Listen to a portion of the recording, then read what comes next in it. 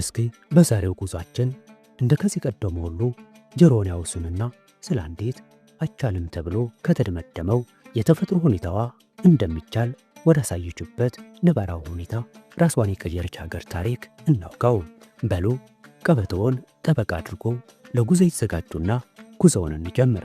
ወንዞችን ማየት የሰማይ ያህል የራቀባት፣ የዝናብ ጠብታ የሀገራችን ብርቅዬ ዋልያ ያክል ብርቅ የሆነባት፣ 95 ከመቶ መሬቷ በረሃ የሸፈናት፣ በበጋ ወቅት ሙቀቱ በጣም ከመጨመሩ የተነሳ አየሩ የሲኦል ፍም እሳት ይመስል ሰውነት የሚያቃጥልባት፣ የነፋሱ ጉልበት ከአሸዋማ መሬቷ ጋር ተዳምሮ እንደ አርጩማ የሚጋረፍባት፣ ውሃ ወርቅ ይመስል ቆፍሮ ማግኘት እጅግ አታካች የሆነባት ሀገር፣ ነገር ግን ዛሬ ላይ ስሟ ሲጠራ የአረብ ሀገራት ቁንጮ፣ የብዙ ኢትዮጵያውያንና አፍሪካውያን ስደተኞች መናኸሪያ፣ ወደ 37 ሚሊዮን ለሚጠጋው የህዝብ ቁጥሯ የውሃ አቅርቦት ያረጋገጠችናም በቀጣይ ዘመን ላለው የዓለም ሀገራት ሩጫ ቀዳሚ ለመሆን አቅሟን በመገንባት እየሮጠች ያለች አስደናቂ ሀገር እንደሆነች ብንነግሮ መቼስ እንዴት ተደርጎ የማለቱ ጉዳይ አያጠራጥርም። የዚህ ሁሉ ሚስጥሯ ግን ለዘመናት የማጣቷና የድህነቷ ምክንያት ከሆነው አሸዋ ስር ተደብቋል። ይህ ምንድን ነው? እስኪ ጥቂት ደቂቃ ከራስዎ ጋር ይውሰድና መልሶን ይንገሩኝ። እንዳይከብዶት ፍንጭ ልስጦት። ሀገሪቱ ሳውዲ ትባላለች። እሺ ምን አሉኝ? ሀገሪቱን ያበለጸገው ነዳጅ አሉኝ ልበል? አይ እሱ አይደለም። እሺ በሀገራት እንደ ጉድ የሚፈለገው የጋዝ ምርት ሲሉ ሰማው። አሁንም ተሳስተዋል። በቃ ለግምቶት እያመሰገንኩ መልሱን ልንገሮም።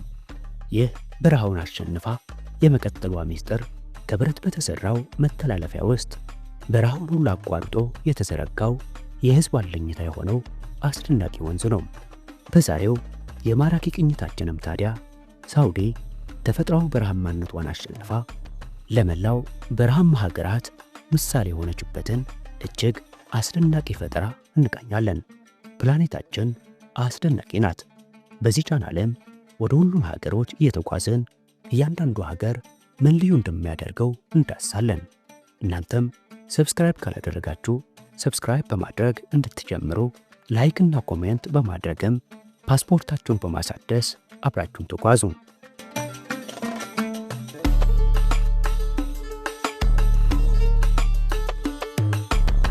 ሳውዲ አረቢያ ሰዎች በብዛት ለመኖር ከመኮሩባቸው እጅግ አስቸጋሪ አካባቢዎች አንዷ ናት።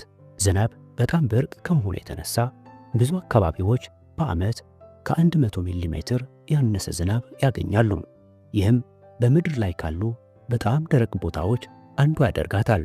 በሀገሪቱ ውስጥ በቋሚነት የሚፈሱ ወንዞች፣ ግዙፍ ንጹህ ውሃ የሚገኝባቸው ሐይቆች ወይም የውሃ አቅርቦትን የሚያድሱ በበረዶ የተሸፈኑ ተራራዎች የሉም። በተፈጥሮ መስፈርት እዚህ ቦታ ላይ ሰፊ የሰው ልጅ ሰፈራ መኖሩ የማይታሰብ ነው። ሆነም ግን ዛሬ ላይ ከ37 ሚሊዮን በላይ ሰዎች እዚህ ይኖራሉ። አብዛኛው ሕዝብ በቀይ ባህርና በፋርስ ባህረ ሰላጤ ዳርቻዎች ላይ ተከማችቶ ይገኛል። ሰፊው የሀገሪቱ የውስጥ ክፍል ግን የአሸዋናም የድንጋይ ባህር ሆኖ ቀርቷል። እያንዳንዱ ቤት፣ ሆስፒታል፣ ፋብሪካና እርሻም በአንድ የማይታይ ሀብት ላይ የተመሰረተ ነው። ይህም በተፈጥሮ የሚገኝ የመኖር መሰረት የሆነው ውሃ ላይ ነው። በዚች ሀገር ውሃን ማግኘት የማይታሰብ ነው። ይህ በእንዲህ እንዳለም ተፈጥሮ ለሳውዲ አረቢያ በምትኩ ሌላ ነገር ሰጥቷታል። ዘይት። ከበረሃዎቿ ስር በፕላኔታችን ላይ ካሉ ትላልቅ የነዳጅ ክምችቶች መካከል አንዳንዶች ይገኛሉ። ይህም ከ40 ትሪሊዮን ሊትር በላይ እንደሚሆን ይገመታል። ይህ ሀብት ሀገሪቱን በኢኮኖሚ ለውጧታል። እንዲሁም ለፈጣን ልማት የገንዘብ ምንጭ በመሆን አገልግሏል። ነገር ግን ዘይት አይጠጣም፣ እርሻዎችንም አያጠጣም፣ ውሃንም ፈጽሞ ሊተካ አይችልም። ከተሞች እየሰፉና የህዝብ ቁጥር እየጨመረ ሲሄድ ሳውዲ አረቢያ አንድ አስከፊ እውነታ ገጠማት። ተፈጥሮ ፊቷን አዙራባታለችና ለእያንዳንዱ ኢንዱስትሪዋ የሚያገለግላት የህዝቦቿንም ጥቅም የምታረጋግጥበት ውሃን ልታመርት ይገባል። በቀደመው ጊዜ ላይ የነበረው የከርሰ ምድር ውሃ ጊዜያዊ መፍትሄ ሰጥቶ ነበር።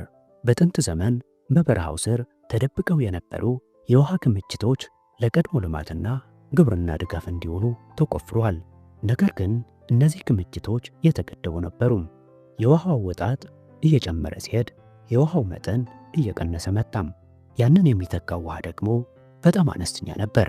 ሀገሪቱ ከሺህ ዓመታት በፊት ተከማችቶ የነበረውን ውሃ እየተጠቀመች ጨረሰችው። የተለያዩ የአደጋ ምልክቶችም በሯን ያንኳኩ ጀመሩ።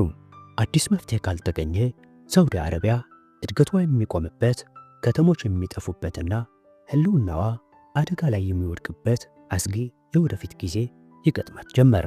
ይህን ጊዜ ታዲያ አማራጭ ፍለጋ ስትባትል ብቸኛው አማራጭ ከበረሃው ባሻገር በባህሩ ላይ ነበር። በሳውዲ አረቢያ ምዕራባዊ ድንበር ላይ ቀይ ባህር ይገኛል። ይህም ግዙፍና ማለቂያ የሌለው የውሃ አካል ነው። የተትረፈረፈ ውሃ ቢያቀርብም ግን አንድ ገዳይ ችግር ነበረው። ይህ የውሃ አካል 3.5 በመቶ የሚሆነው አካሉ በጨው የተሸፈነ ነው። ይህም ለሰው ልጅ ለግብርና ወይም ለኢንዱስትሪ እክል ሊፈጥር የሚችል በጣም ከፍተኛ የሆነ ክምችት ነው። ይህን ውሃ መጠጣቱ ሰውነት እንዲደርቅ ያደርጋል።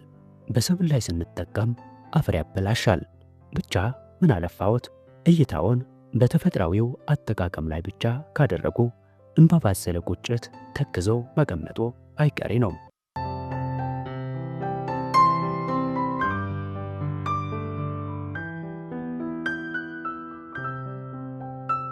የባህር ውሃን ወደ ንጹህ ውሃ መቀየር የሰው ልጅ ከፈታቸው እጅግ አስቸጋሪ የምህንድስና ተግዳሮቶች ውስጥ አንዱ ነው። ምክንያቱም በጨው ውስጥ የሚገኙ አዮኖች ከውሃ ሞለኪውሎች ጋር በጠንካራ የኤሌክትሮስታቲክ ኃይል ይተሳሰራሉ። እነሱን መለየት ደግሞ ከፍተኛ ጫና፣ ጥንቃቄ የተሞላበት ማጣሪያና ከፍተኛ ኃይል ይጠይቃል። ለአብዛኞቹ ሀገራት ጨው የማውጣት ሂደት በሀገር አቀፍ ደረጃ ለመጠቀም በጣም ውድ ነው። ነገር ግን ሳውዲ አረቢያ ሌላ አማራጭ አልነበራትም። በሰፊው የኃይል ምንጭና ለህልውና ባላት ብሔራዊ ፍላጎት ሀገሪቱ በጨው ማስወገጃ ቴክኖሎጂ ላይ ከፍተኛ ኢንቨስትመንት ማድረግ ጀመረች። በጊዜ ሂደት በቀይ ባህር ዳርቻ ላይ በቀን 24 ሰዓት ያለማቋረጥ እንዲሰሩ ተደርገው የተገነቡ ግዙፍ የጨው ማስወገጃ ፋብሪካዎችን ገነባች። እነዚህ ፋብሪካዎች በየቀኑ በሚሊዮን የሚቆጠር ሊትር የባህር ውሃ ይስባሉ። በውስጣቸውም ውሃው በከፍተኛ ሁኔታ ጫና ይደረግበታል። በሞለኪል ደረጃም ጨው ይወገድለትና ውሃው ይጣራል። የሚወጣው ውጤትም ንጹህ ውሃ ነው። ለመጠጥ፣ ለሰብል መስኖና ለዘመናዊ ኢንዱስትሪ የሚሆን ንጹህ ውሃ። ነገር ግን በባህር ዳርቻ ላይ ውሃን የማምረት ሂደት የችግሩን ግማሽ ያህል ብቻ ነው የፈታው። አብዛኞቹ የሳውዲ አረቢያ ዋና ከተሞች ከባህር ርቀው በሀገር ውስጥ ይገኛሉ። ዋና ከተማዋ ሪያድ እንኳን በሁሉም አቅጣጫ በበረሃ ተከባ ከባህር በመቶዎች የሚቆጠሩ ኪሎ ሜትሮች ርቃ ትገኛለች። በባህር ዳርቻ ላይ የሚመረተው ውሃ እጅግ አስቸጋሪ በሆኑ መልክዓ ምድሮች በከፍተኛ ሙቀት በሚንሸራተቱ አሸዋዎችና በድንጋያማ ኮረብታዎች ውስጥ መጓዝ አለበት። የጭነት መኪኖች ውሃውን በሚፈለገው መጠን ሊያጓጉዙት አይችሉም። ማከማቸት ብቻ ደግሞ ለውጥ አያመጣም። ብቸኛው መፍትሄ የማያቋርጥ አቅርቦት መፍጠር ነበር። ስለዚህ ሳውዲ አረቢያ ከዚህ ቀደም ታይቶ የማይታወቅ ነገር ለመገንባት ወሰነች። እሱም በሺዎች የሚቆጠሩ ኪሎ ሜትሮችን የሚሸፍን እንደ ወንዝ እንዲያገለግል ተደርጎ የተነደፈም ነገር ግን ሙሉ በሙሉ ከብረት የተሰራም አገር አቀፍ የውሃ ቧንቧ መስመር መገንባት። በዚህ ስርዓት የጨው ይዘቱ የወጣለት ውሃ በበረሃዎችናም በተራሮች ውስጥ ቀንና ሌሊት ሳይቆም ይጓጓዛል። እኚህ መተላለፊያ ቱቦዎች ተራ ቧንቧዎች አልነበሩም።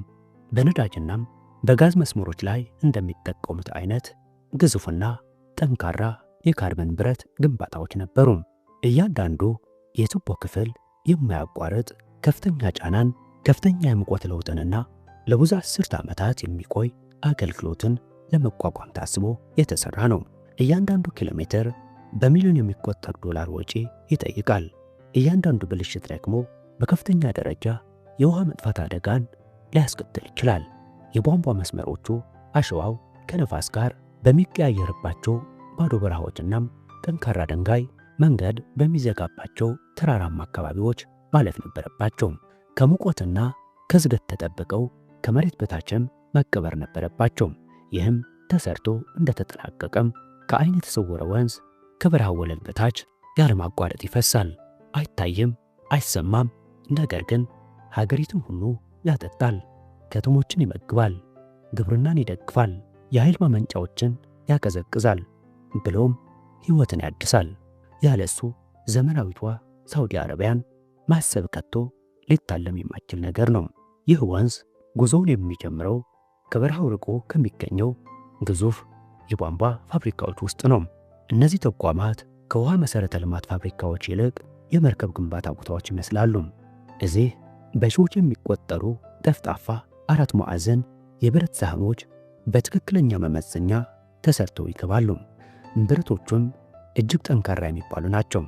እኚህ ብረቶችም የተመረጡበት ምክንያት ከፍተኛ ጫናን፣ ሜካኒካዊ ውጥረትንና ለብዙ አስርተ ዓመታት የሚቆይ የማያቋርጥ ሥራን ለመቋቋም የሚችል ችሎታ ስላላቸው ነው። እያንዳንዱ የብረት ሳህን በትክክለኛ መለኪያ ይቆረጣል። ይህም በሚጠቀለልበት ጊዜ ፍጹም ክብ እንዲሰራ ታስቦ ነው። እነዚህ ቧንቧዎች ትናንሽ አይደሉም። ብዙዎቹ በዲያሜትር ወደ 2 ሜትር የሚጠጉ ሲሆን አንድ ሰው በውስጣቸው ቀጥ ብሎ እንዲቆም የሚያስችል ስፋት አላቸው። የግድግዳቸው ውፍረት ብዙ ጊዜ ከ25 ሚሊ ሜትር በላይ ይሆናል። ይህም ለእያንዳንዱ ክፍል ከፍተኛ ክብደትና ጥንካሬ ይሰጠዋል። ጠፍጣፋዎቹ የብረት ሳህኖች ወደ ብዙ አቅጣጫ በሚሽከረከሩ የማጠፊያ ማሽኖች ውስጥ ይገባሉ።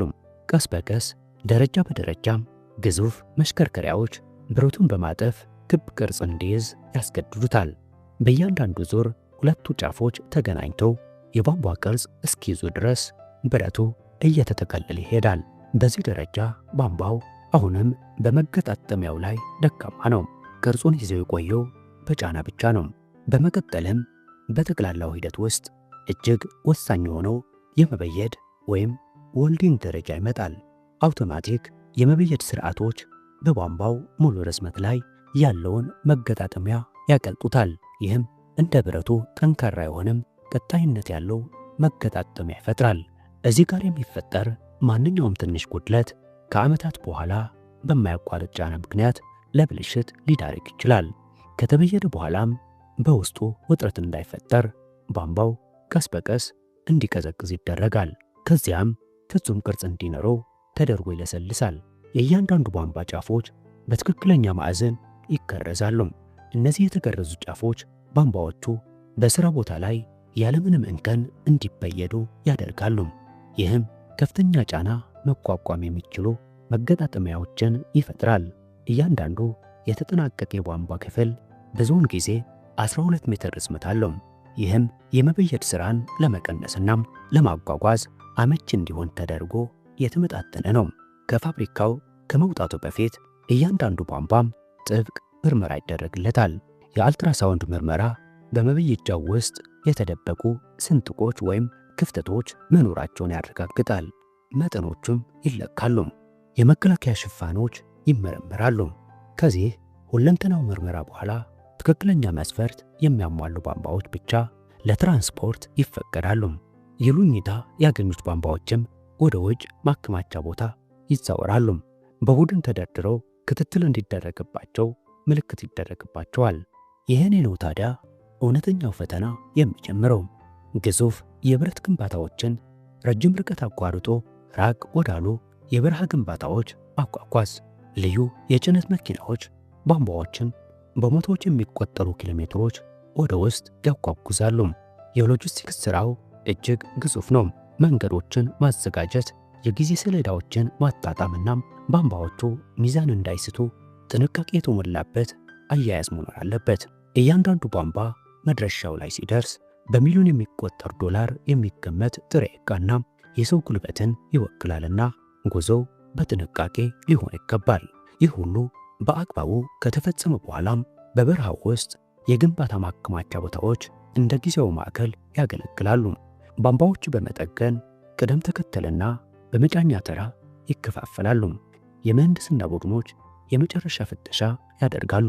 ይህም የመከላከያ ሽፋኖቹ አለመጎዳታቸውንና መለያ ምልክቶቹ ከታቀደው መስመር ጋር መዛመዳቸውን ለማረጋገጥ ነው። ሙቀት፣ አቧራና አሸዋ በማያቋርጥበት አካባቢ ነገሮች በጥንቃቄ መደረጋቸው የህልውና ጉዳይ ነው። አንዱን ቧንቧ ከመዘርጋቱ በፊት የጥናት ቡድኖች መንገዱን በከፍተኛ ጥንቃቄ ይቀርጻሉ። ጂፒኤስ የመሬት መረጃዎችንና የመሬት ምልክቶችን በመጠቀም መሐንዲሶች የቧንቧ መስመሩ መከተል ያለበትን ትክክለኛ መስመር ይወስናሉ። መንገዱ የማይረጋጋ አፈርን፣ ተንቀሳቃሽ የአሸዋ ዞኖችንና ለመሸርሸር የተጋለጡ ቦታዎችን ያስወግዳል። በመቶዎች በሚቆጠሩ ኪሎሜትሮች ውስጥ ትናንሽ መዛባቶችን እንኳን የቧንቧውን ዕድሜ ለማሳጠር በቂ ምክንያት ሊሆን ይችላሉ። በመቀጠልም ግዙፍ ቁፋሮ ማሽኖች በተሰመረው መስመር ላይ ጉድጓድ መቆፈር ይጀምራሉ። የአድካሚ ቁፋሮም በታቀደለት ግብ ከተጠናቀቀ በኋላም የቧንቧ መስመሩን ወደ ጉድጓድ ውስጥ የማስገባት ሂደት ይቀጥላል። የብዙ የጎን ክሬኖች የቧንቧውን መስመር በአንድ ላይ አንስቶ ሴንቲሜትር በሴንቲሜትር ወደ ታች ዝቅ ያደርጉታል። የጥናት ባለሙያዎች ከፍታውንና መስመሩን በየጊዜው ይከታተላሉ። በዚህም ቧንቧው ሳይታጠፍ ወይም ሳይወጠር በትክክለኛው ቦታ ላይ ማረፉን ያረጋግጣሉ። ከዚያም ጉድጓዱን የመሙላት ተግባር ቀስ በቀስ ይከናወናል። ሲከናወን ታዲያ ማስተላለፊያው እንዳይሰምጥ እያንዳንዱ ንብርብር በማሽን ከመሬት ጋር መጣበቁ ይረጋገጣል። በዚህ መልክ ከአሸዋ በታች የአስገራሚ ቧንቧ በትክክል ከገባ በኋላም ከባህር ተጣርቶ የተዘጋጀውን ውሃ ወደ ከተሞች በተቀላጠፈ ሁኔታ ያደርሳል። ዛሬ ላይ ሳውዲ ውስጥ የውሃ ችግር የማይታሰብ ነው። ሁሉም ሰው ያለ አንዳች ሐሳብ ውሃውን እንደፈለገ ይጠቀማል። ውድ የማራኪ ቤተሰብ፣ ለዘመናት ተፈጥሮን ታግሎ ማሸነፍ እንደማይቻል ሲነገር ቆይቷል።